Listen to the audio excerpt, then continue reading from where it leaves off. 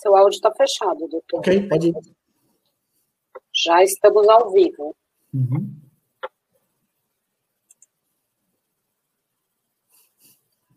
Mas vamos esperar um tempinho, né, para as pessoas entrarem. Mais uns 5 minutinhos, acho.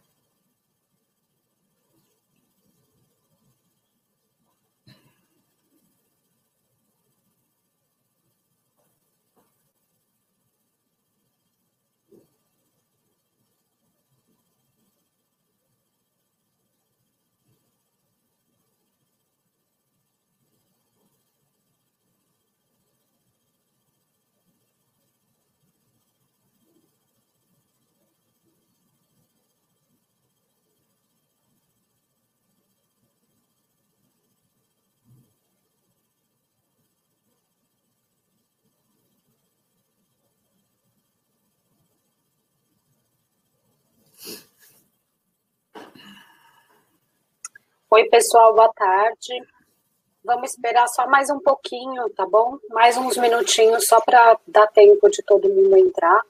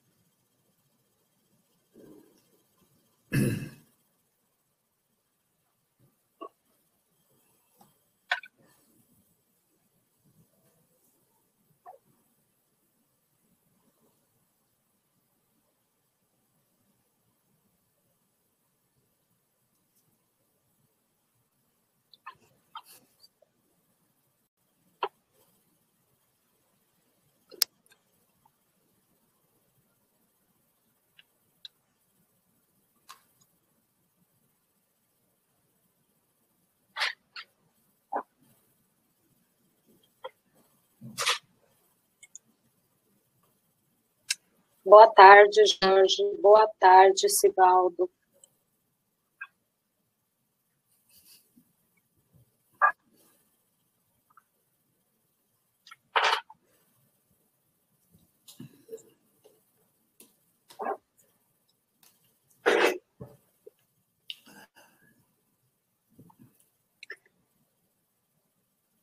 Vamos começar, doutor? Vamos lá?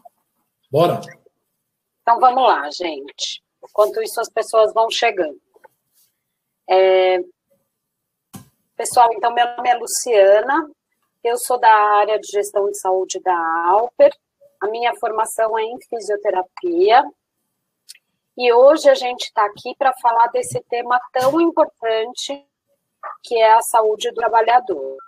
Eu queria que vocês ficassem super à vontade para colocar as perguntas no chat, para interagir com a gente, e assim a gente vai contribuindo com as dúvidas de vocês e vocês contribuindo com o conteúdo que a gente trouxe para compartilhar com vocês hoje, tá bom?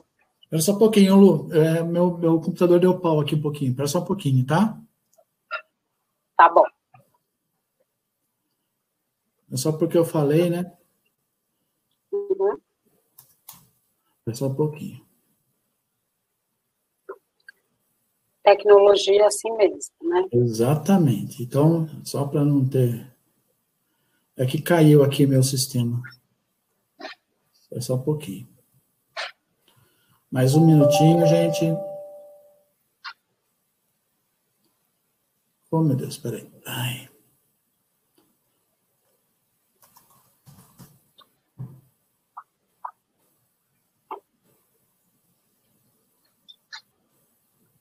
Eu já estou entrando. Boa tarde, Daniel. Pronto, já voltei. Pode começar. Tá bom. Eu vou repetir, então, o que eu falei para as pessoas que entraram agora, que eu vi que entrou bastante gente agora. Então, eu sou a Luciana, eu sou fisioterapeuta de formação, trabalho na área de gestão de saúde da Alper. Hoje eu estou aqui com o Dr. Gilberto, que já vai se apresentar, e hoje a gente vai falar desse tema tão importante, que é a saúde do trabalhador. Todos vocês fiquem à vontade para colocar as dúvidas no chat, e assim a gente vai trocando e vai fazendo de uma forma bem interativa. Oi, Márcia, tudo bem?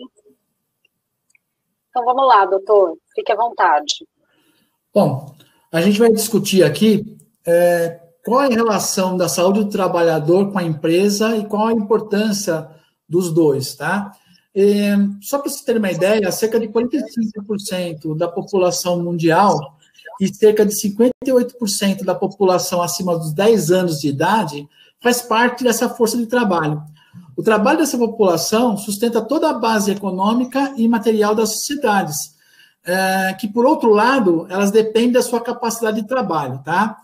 Dessa forma, a saúde do trabalhador e a saúde ocupacional, elas são cruciais, são pré-requisitos cruciais para a produtividade e são de suma importância para o desenvolvimento socioeconômico e sustentável. De acordo com a OMS, dentre os maiores desafios para a saúde do trabalhador hoje e no futuro, tem alguns pontos importantes. Primeiro, o envelhecimento da população trabalhadora. O que consiste isso? Porque antes, essa população, há uns anos atrás, uns 20, 30 anos atrás, elas ficavam mais doentes, mais crônicas, elas não tinham o poder de poder trabalhar novamente, tá? Então, hoje, com a evolução da medicina, a população que teoricamente não conseguia trabalhar, hoje consegue também trabalhar pela idade, tá? Problemas especiais de grupos vulneráveis, que a gente pode considerar aqui as doenças crônicas, os deficientes físicos e a ocorrência de novas doenças ocupacionais de várias origens. Super importante, doutor, isso que o senhor trouxe.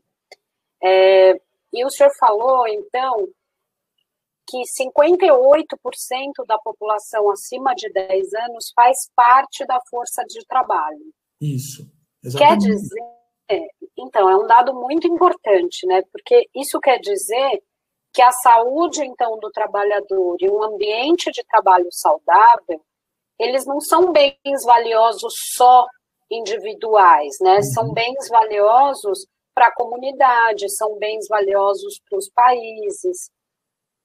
A saúde ocupacional, então, ela é uma importantíssima estratégia, não só para garantir a saúde do trabalhador, mas também para contribuir positivamente para a produtividade. Isso eu quero dizer, qualidade dos produtos, motivação e satisfação do trabalho, qualidade de vida dos indivíduos, enfim, isso impacta na sociedade inteira.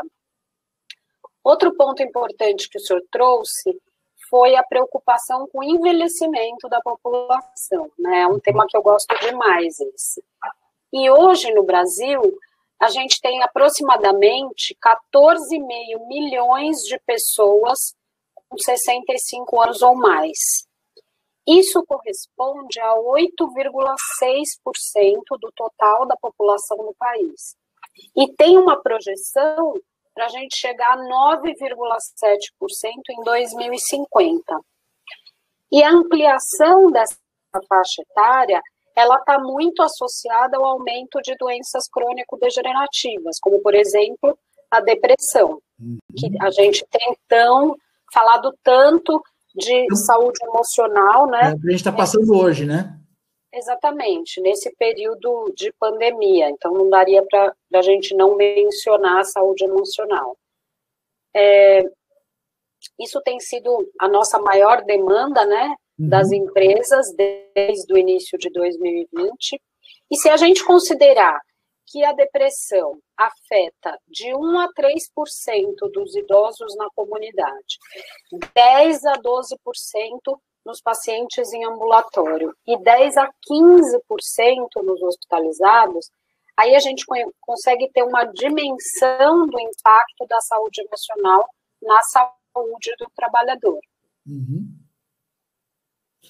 Então, hoje a gente sabe que as empresas têm uma grande preocupação com a saúde do trabalhador. Então, eles buscam fazer o quê? Buscam programas e ações de promoção à saúde, né, para evitar riscos, mudar hábitos e, consequentemente, melhorar a qualidade de vida dos seus funcionários. É importante falar para você, Lu, que mudou aquele conceito de saúde, né? Antes, a gente falava que saúde seria a ausência de doença, né?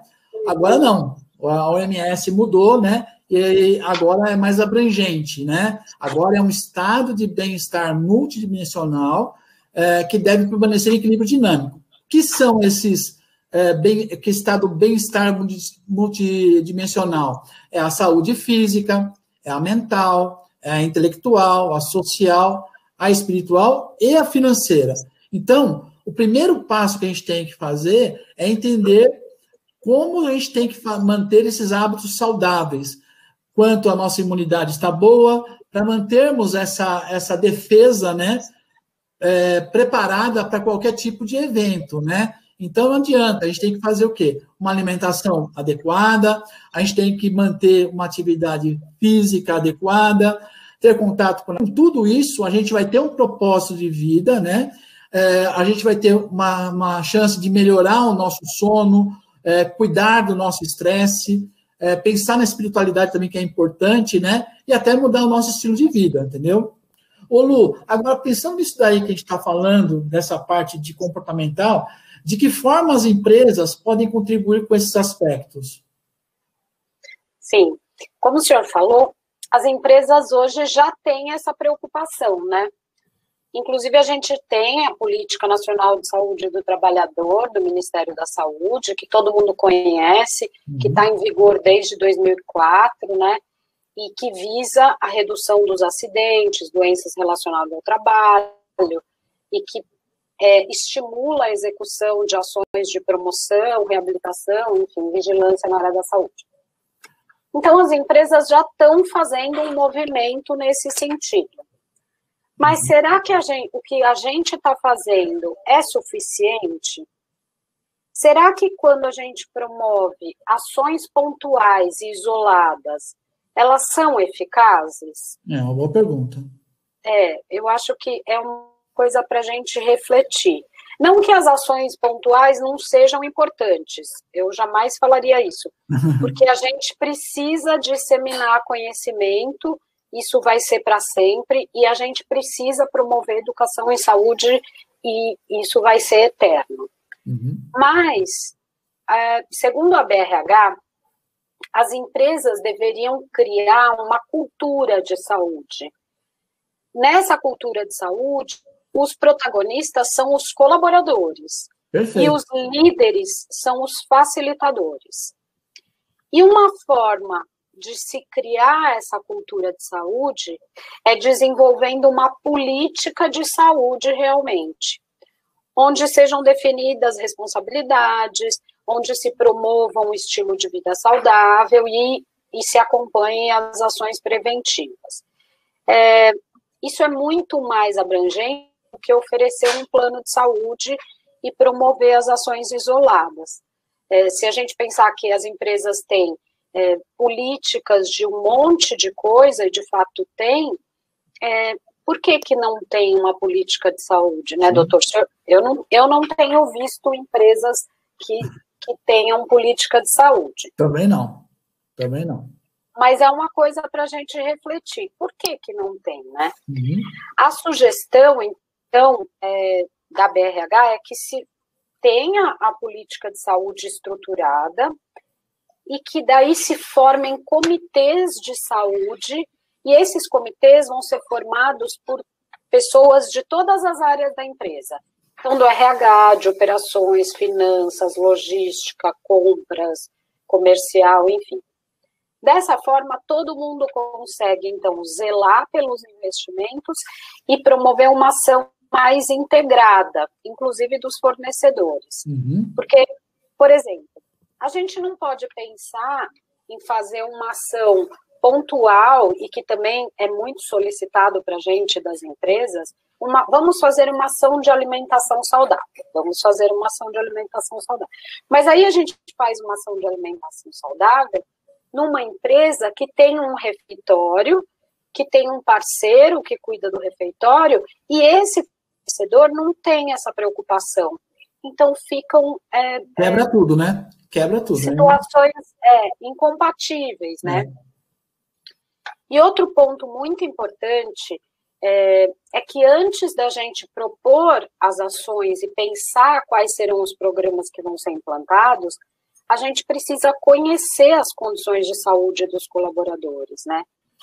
E a melhor maneira da gente fazer isso é através do mapeamento de saúde.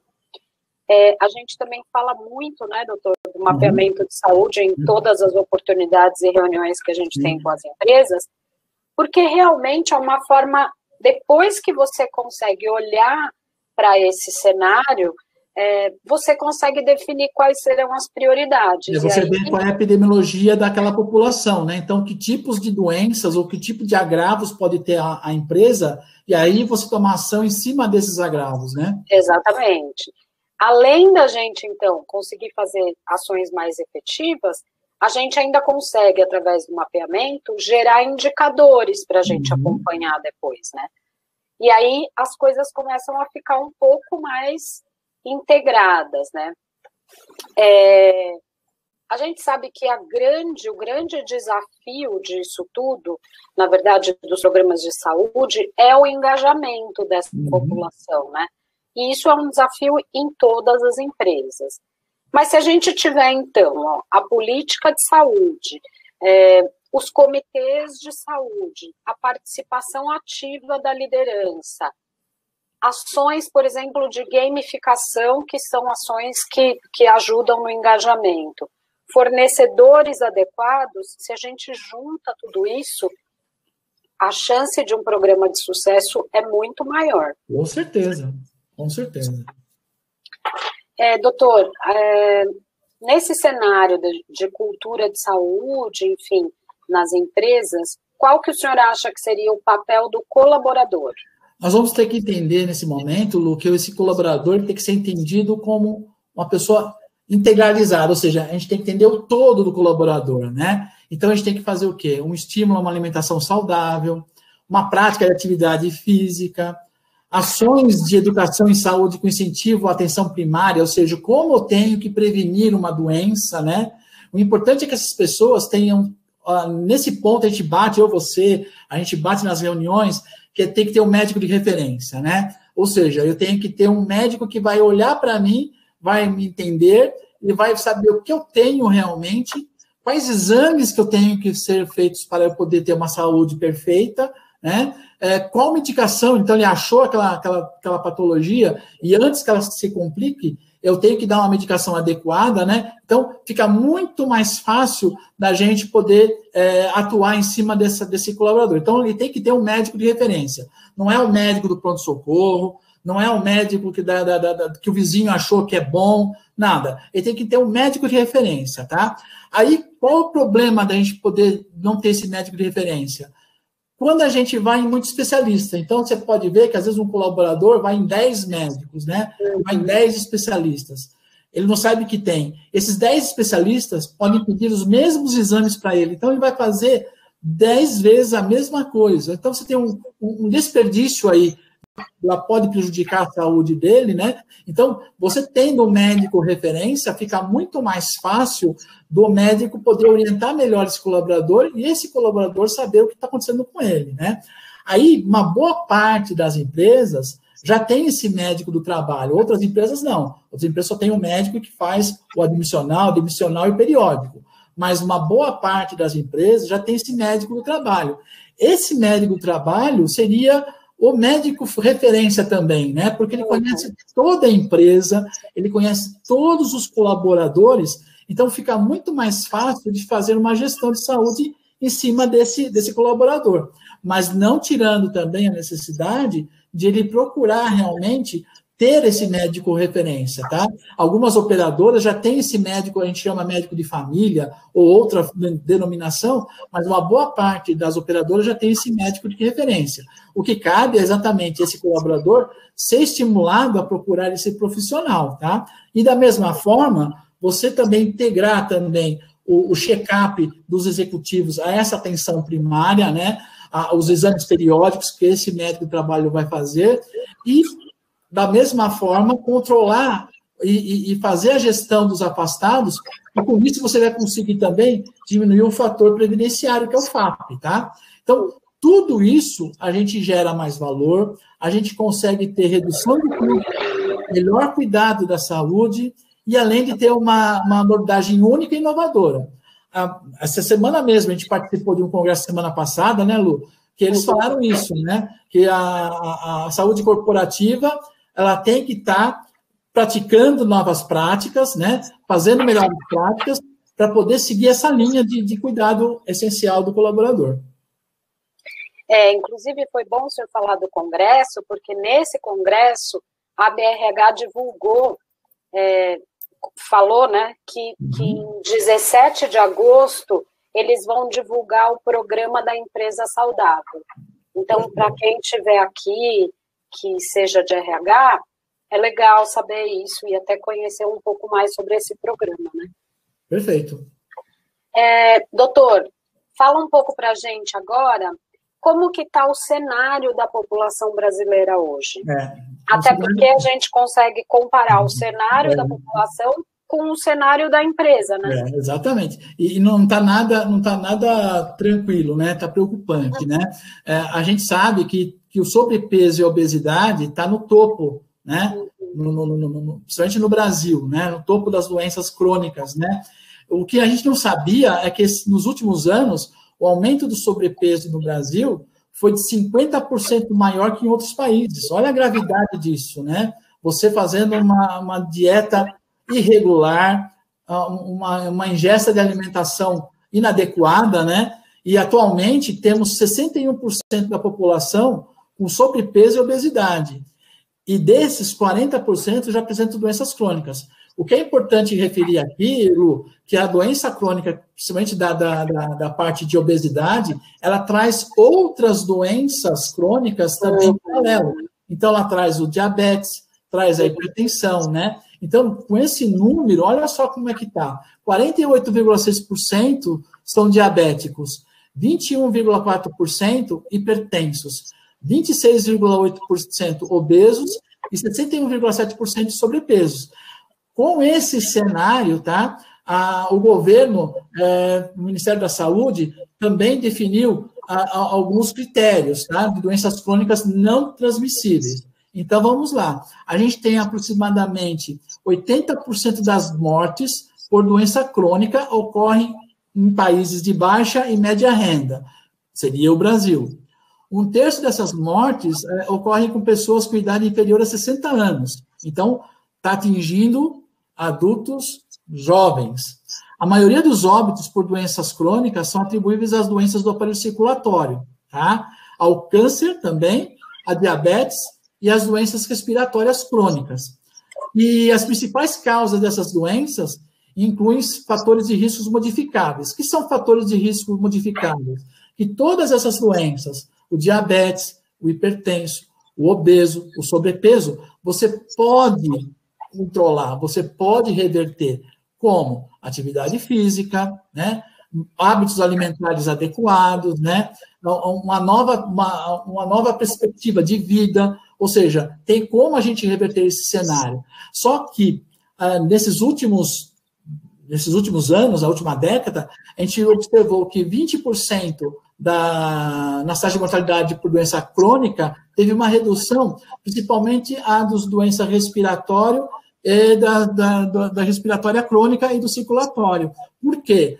Porque boa parte foi atribuída à expansão da atenção básica. Então, você começou a ter uma atenção básica, ou seja, uma orientação melhor para as doenças crônicas.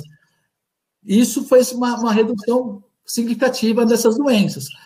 Você pode perceber que teve o quê? O tabagismo. Então, você não tem mais comercial na televisão, você não pode mais fumar em ambiente fechado. Então, foram ações, atenção básica, que nessas últimas 2 décadas a gente conseguiu diminuir em 20% essa taxa de mortalidade em doença crônica.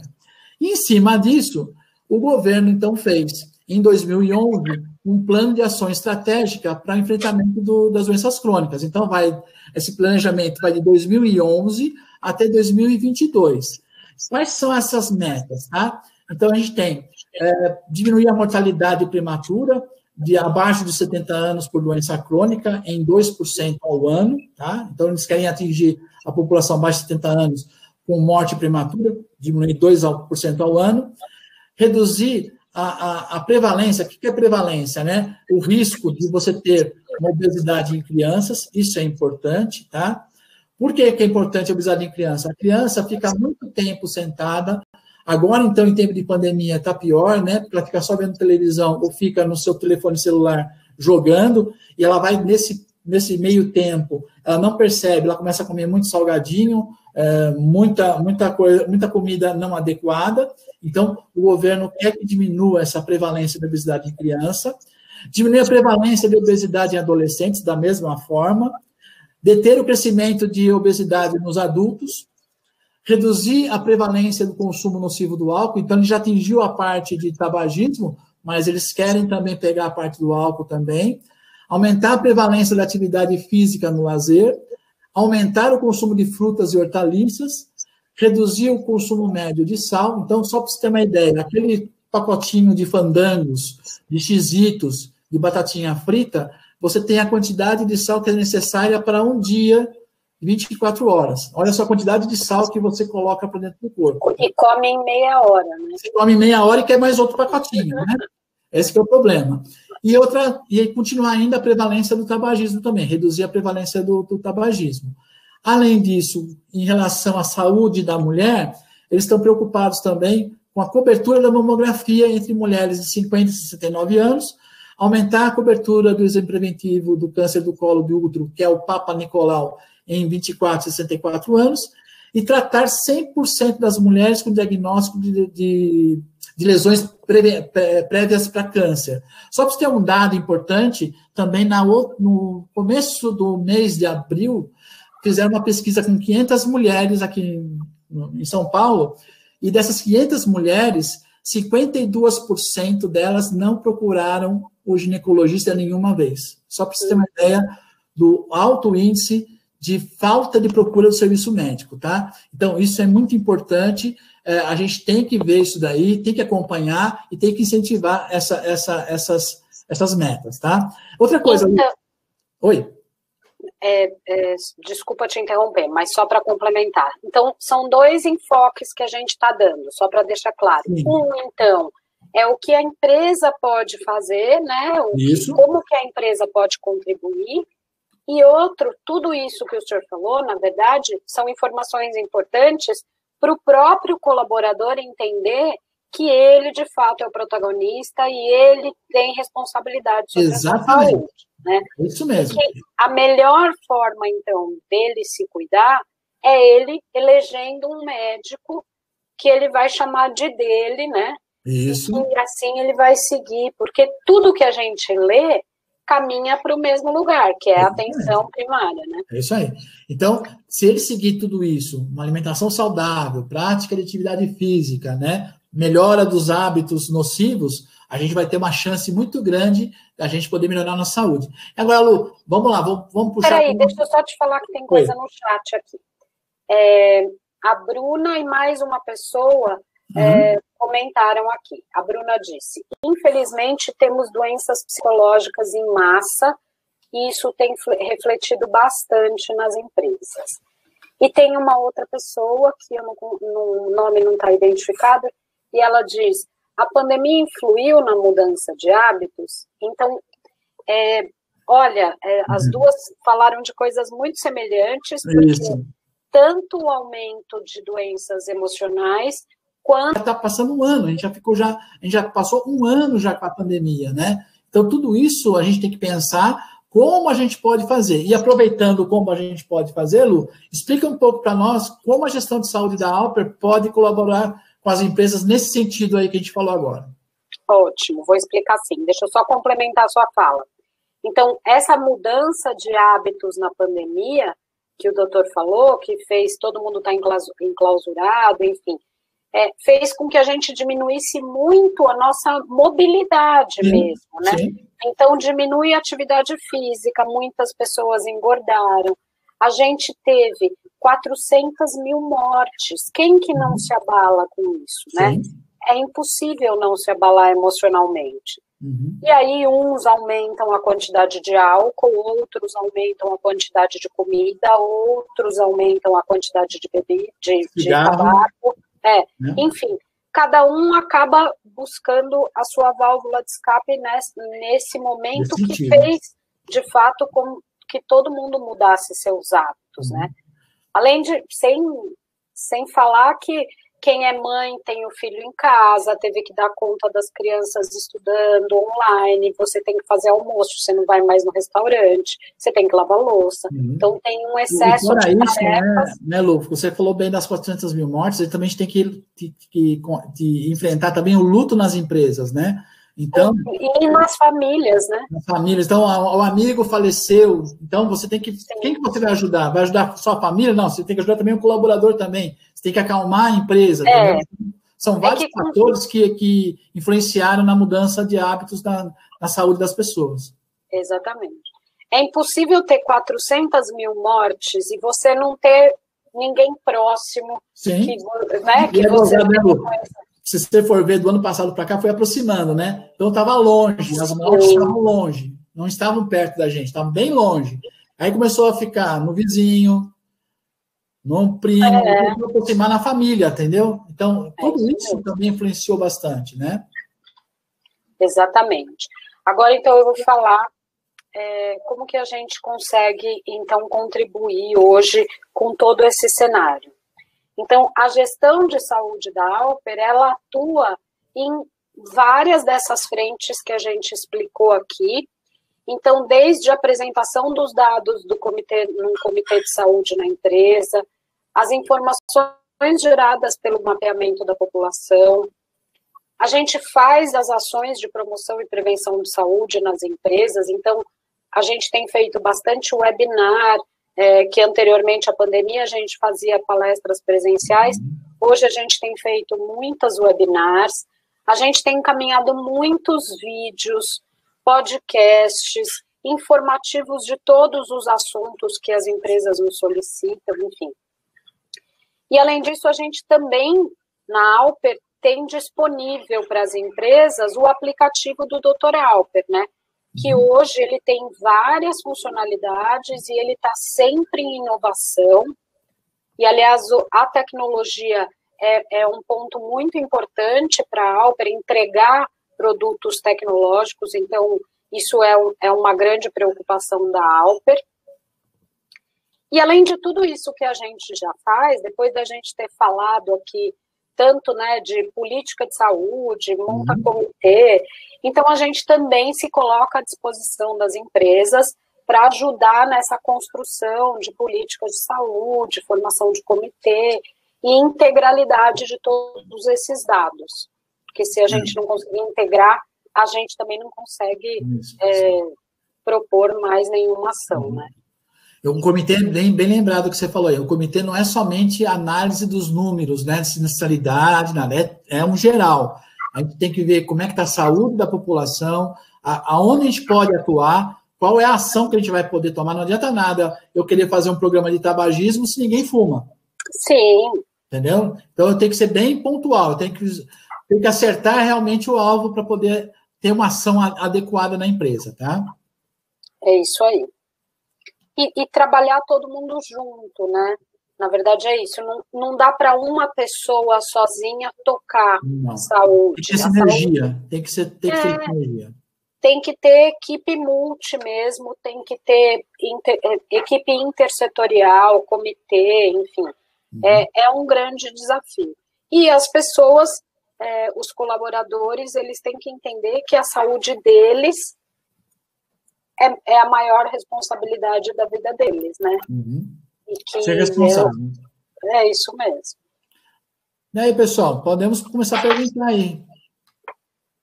Bruna, a gente respondeu a sua pergunta?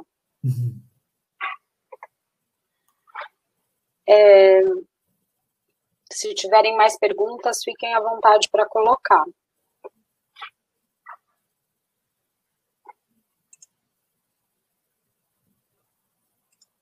Acho que ninguém tem mais perguntas. Então, o Jorge Begueto, aqui ele colocou aqui um detalhe: saúde ocupacional só se fala na admissão e demissão dos funcionários. Então, o Jorge, o que a gente tem que fazer é mudar esse costume das empresas. A empresa não pode só ficar pensando em admissional, demissional e periódico, né? Ela tem que pensar na saúde do seu colaborador. Se ele quer ter um plano de saúde adequado, em que o colaborador realmente saiba utilizar aquele plano, a gente tem que ter o quê? Uma estratégia em cima disso e não ficar somente no periódico demissional. A gente tem que mostrar para a empresa que há outros caminhos para a gente poder melhorar a saúde do colaborador. É isso que a Lu falou. Ferramenta a gente tem. O que a gente tem que fazer é sentar e ter sinergia com todas as áreas da empresa. Não é somente o RH, né? É toda a área da empresa, entendeu?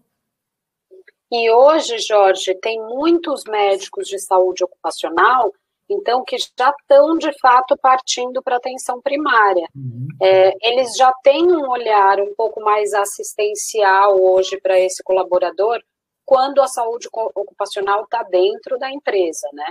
Não quando ela é terceirizada.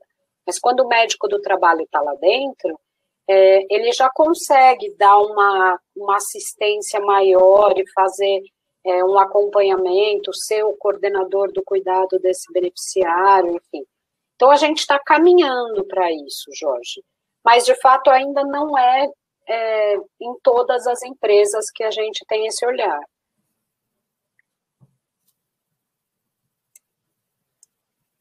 A Maria perguntou: quando tiver alguma orientação de saúde, podemos procurar o Dr. Gilberto?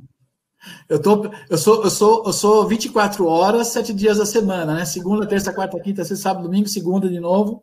A gente está no ar, não tem problema nenhum. A gente pode responder quando vocês precisarem, sim. Fica à vontade, então, Maria. Ele acabou de dizer que você pode procurar ele todos os dias.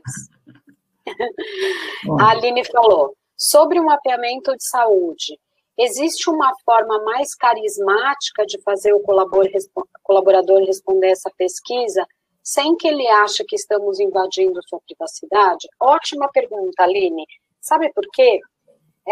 Porque agora, com a LGPD, na verdade, a gente precisa do aceite do colaborador para a gente implantar o mapeamento. Inclusive, a gente até modificou o nosso recentemente, e tem lá, logo no início, essa necessidade de aceite e uma explicação de que os dados não são compartilhados, até já não eram, né, com a empresa. Mas agora, com a LGPD, não é mesmo. Então, o que a gente olha, quem tem as informações inteiras é só a equipe de gestão de saúde. Então, com nome, tararã, enfim. O que a gente passa para as empresas? Os dados epidemiológicos, assim como o doutor trouxe, X% diabéticos, X% hipertensos, X% é só isso. Então, na verdade, a gente só precisa deixar claro para o colaborador que essas informações não serão vazadas e nem podem ser vazadas. Portanto, é uma forma da gente engajar ele, fazendo ele entender qual que é o nosso objetivo com o mapeamento. De fato, olhar essa população, entender quais são os maiores problemas e propor ações que sejam, de fato, efetivas. Lu, meu público não tem bons olhos em responder que ele tem diabetes ou hipertensão e etc. Eles acham que serão desligados. Eu entendi, Aline. A gente reformulou não só o mapeamento, mas todo o material de divulgação. E aí, como eu falei, a educação em saúde é uma coisa que a gente vai semear para sempre. Mas a gente consegue te apoiar nisso, e aí a gente pode ir encaminhando informativos, esclarecedores, periódicos. Lu, o que é importante aqui é realmente quem sempre bate, né? É como a forma que você vai comunicar ao colaborador. Então, o segredo todo é como o RH vai comunicar isso ao colaborador. Tem empresa que a gente fez já um mapeamento, a gente fez uma vez, depois de 6 meses a gente repetiu de novo, só que a gente mostrou para o colaborador, olha, se responder naquela pesquisa, olha o que a gente achou aqui dentro da empresa. 60% é diabético, 30% é hipertenso, 40% é etc. E no outro período que a gente fez, a gente mostrou para eles, olha, se lembra que a gente fez ação de saúde, vocês melhoraram a alimentação, começaram a fazer atividade, você saiu de 60% de obeso e foi para 30% de obeso. Você saiu de 20% de hipertenso e passou para 5% de hipertenso. Então, tem modos de você comunicar a empresa, os colaboradores, e é essa forma que a gente tem que ter cuidado para ele ficar tranquilo que aquilo é um bem para ele. Mas o importante é o comunicado da empresa ao colaborador. E outra, né, doutor Aline, outra coisa é a gente pensar nesse plano mais integrado. Então, se você divulgar de fato uma política de saúde, se você montar os comitês, se você mudar essa cultura de saúde na empresa, que também é um trabalho de formiguinha, não é uma coisa que a gente consegue fazer de um dia para o outro. Mas se a gente pensar assim mais no macro e fizer ações voltadas para tudo isso, então, a proposta da política, a implantação do comitê, uma divulgação contínua de informações, eu tenho certeza que depois de um tempo você consegue mudar esse olhar deles. Outra coisa, né, é importante trazer aqueles formadores de opinião dentro da empresa para conversar com eles e explicar o que a empresa está fazendo junto para poder melhorar a saúde do colaborador. Então, esses formadores de opinião vão falar para eles, gente, calma, que não é nada não, é bom para a gente, é para a nossa saúde, é para o nosso bem-estar, entendeu? Fazer parte, chamar essas pessoas para participar dos comitês, né? Isso. Para entender, né? Para poder entender. Eles passam tranquilamente, entendeu? A gente tem que pensar numa ação mais macro, Aline. De nada. E se você precisar, a gente está à disposição. Perfeito. Então, gente, mais alguma pergunta? A gente ainda tem um tempinho.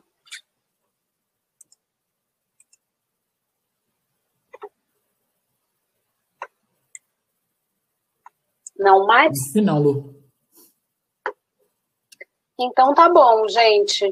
Foi um prazer estar aqui com vocês. Como a gente falou, a equipe de gestão de saúde fica completamente à disposição para qualquer necessidade, dúvidas de tudo que a gente trouxe e apoio em tudo que a gente propôs. E contem com a gente para o que vocês precisarem, tá bom? Obrigado, pessoal. Obrigada, gente. Tchau, doutor. Tchau, tchau. Obrigada. Tchau, tchau.